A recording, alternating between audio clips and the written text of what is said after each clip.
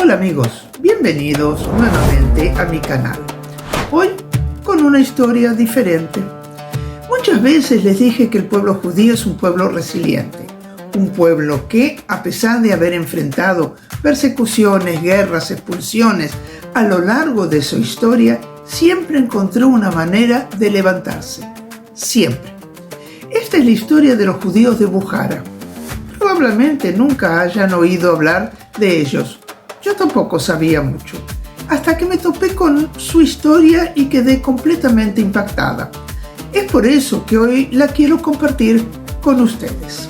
Este es el relato de un grupo de judíos que resistió invasiones de civilizaciones enteras, que cayó, se levantó una y otra vez y contra todo pronóstico sobrevivió.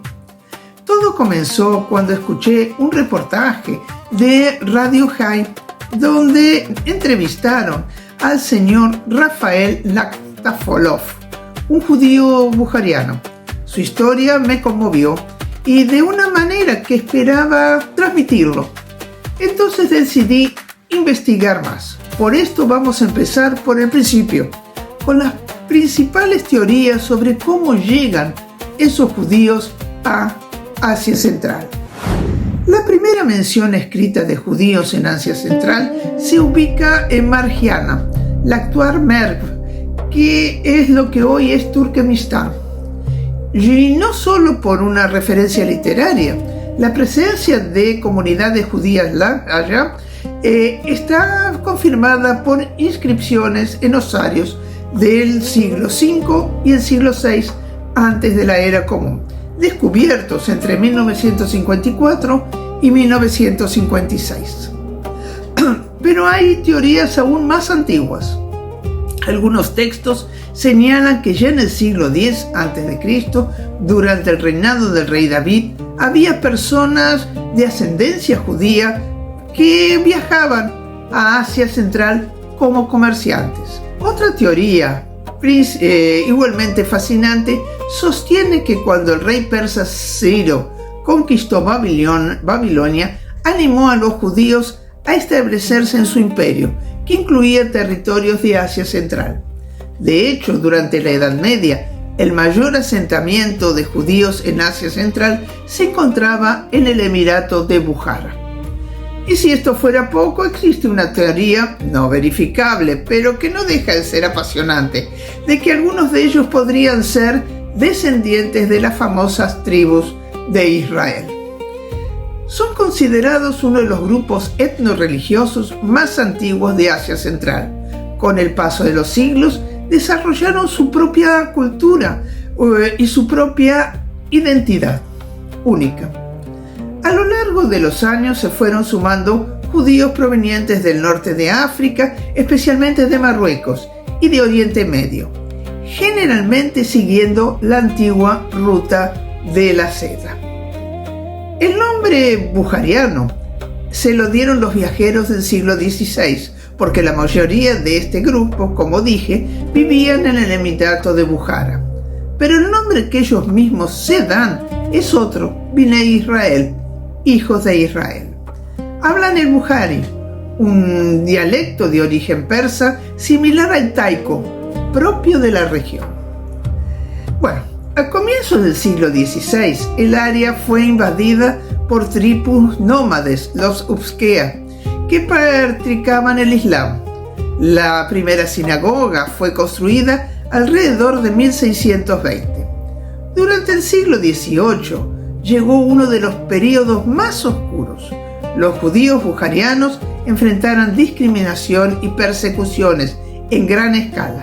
Sus centros comunitarios fueron cerrados, hubo conversiones forzadas al Islam, la población judía cayó drásticamente y llegaron a estar al borde de la desaparición, con apenas unos pocos sobrevivientes que ya casi no recordaban nada del judaísmo. Un pueblo que había resistido siglos enteros, ahora estaban en el límite. Pero entonces ocurrió algo que cambia el destino. En 1793, el rabino Yosef Maimón, un rabino sefaradí de Tetuán, cabalista prominente de Sefat, llega allá y vio el estado que se encontraba esta comunidad. Quedó profundamente conmovido. Decidió quedarse. Se convirtió en su líder espiritual y ayudó a reconstruir lo que estaba a punto de perderse para siempre. A mediados del siglo XIX, los primeros judíos bujarianos comenzaron a emigrar hacia Israel. El barrio donde se instalaron en Jerusalén es el barrio de los bujarianos, Shunat HaBujarim, y todavía existe. En 1876 y 1916, entre esos años, algo inusual, una época de relativa libertad. Los judíos bujarianos pudieron practicar el judaísmo abiertamente, prosperaron y aparecieron profesionales, artistas, músicos, deportistas y destacados dentro de la comunidad. Con la llegada del comunismo, todas las prácticas religiosas fueron brutalmente restringidas. En las décadas de 1920 y 1930, miles de judíos huyeron de la opresión, de las confiscaciones de propiedades y de las detenciones.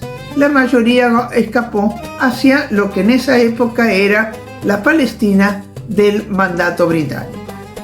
Durante la Segunda Guerra Mundial y el Holocausto, llegan a Uzbekistán refugiados judíos askenazíes provenientes de las regiones europeas ocupadas por los nazis. Dos mundos completamente distintos se encuentran en Asia Central. A partir de 1972 comenzó una de las inmigraciones masivas más grandes de la historia bujariana. Miles partieron hacia Israel y Estados Unidos, y entre finales de los años 80 y principios de los 90, con la disolución de la Unión Soviética y el surgimiento de las políticas nacionalistas y el fundamentalismo islámico, Uzbekistán y Tayikistán, prácticamente todos los judíos bujarianos que quedaban abandonaron Asia Central. Fue el fin de la presencia de más de 2000 años de judíos en esas tierras. Hoy existen comunidades bujarianas en Israel, en Estados Unidos y algunas en Canadá. Pero lo que más me impacta de todo esto, y quiero que escuchen bien, este grupo atravesó civilizaciones enteras, sobrevivió invasiones, persecuciones, el comunismo, el nazismo, y no solo conservó su identidad judía a través de los siglos, sino que los análisis de ADN confirman que mantienen marcadores genéticos que los identifican tanto como judíos, tanto dentro de la línea paterna como dentro de la línea materna. ¿Pueden creerlo? Los judíos bujarianos tienen una vestimenta muy particular con rasgos orientales y centroasiáticos. En las bodas de hoy todavía se puede ver a la novia y a los familiares cercanos vestidos con el tradicional kaftán y sombreros esos de piel ricamente bordados. Su música tradicional se llama Shashmakan.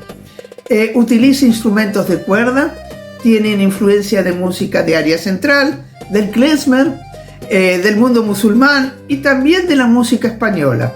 Es literalmente una sinfonía de todas las civilizaciones que pasaron por ellos. Lo mismo ocurre con la gastronomía. Absorbieron, adaptaron y recrearon las comidas típicas de cada pueblo con el cual tuvieron contacto. Los judíos de Bujara, en definitiva, son un espejo vivo de la historia. Cada aspecto de su cultura lleva grabada la huella de todo lo que vivieron y de todo lo que eligieron no olvidar. Bueno, espero que esta historia les haya gustado. Por favor, compartan el video con sus amigos, denle un gusta y no se olviden de, si no lo han hecho todavía, de suscribirse. Muchas gracias.